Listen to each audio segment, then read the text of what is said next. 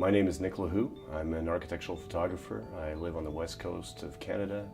I work all over the world, and I had the opportunity to shoot an incredible school designed by Bob Hall in Afghanistan, Mazar-e-Sharif, the largest school for girls in Afghanistan, and it was designed over several years and opened this spring in 2015. Mazar-e-Sharif is a northern city, northern Afghanistan, 450, 500,000 people. It's by Western standards, of course, it's extremely primitive. A lot of areas don't actually have running water or plumbing. And it's been devastated by 40 years of war, the Soviets and the Americans. So the school itself is literally, I'd say almost bunkerized in a beautiful environment of trees, and very few large trees in Mazar-e-Sharif. But there's these beautiful pines in this courtyard. And Bob Hall designed a scheme that encapsulated that courtyard as the centerpiece.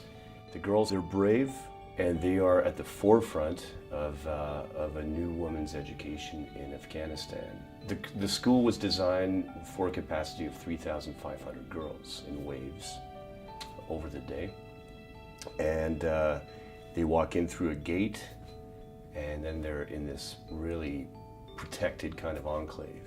And one of the first observations I made when I walked in was that there's a palpable sense of freedom and relief that you can sense from them as they're walking down the street, going through the gates of the school and into the courtyard. They really become almost exuberant and very free. I mean, they'll remove their veil off their face, and they'll run around like kids that you would see running around in Brooklyn. So there is a big challenge in documenting women as a Western man in Afghanistan. You don't just take the camera out, you really start walking around, shaking hands to some extent, and just create a sense of appreciation of who we are. They were told by their principal that there was a photographer coming from the West to photograph it. They were kind of slyly looking at me at first and not too sure about what I was going to do, what my plans were.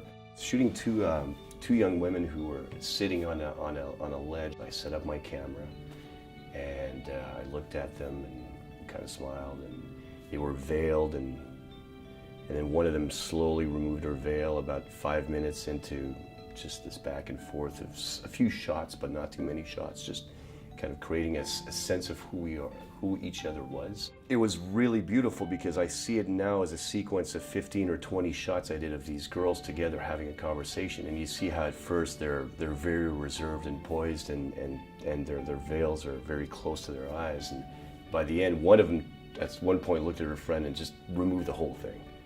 It was a very nice, natural opening up, and obviously it means that they are questioning all these issues of their role in society, of Afghani society. They're very conscious about it.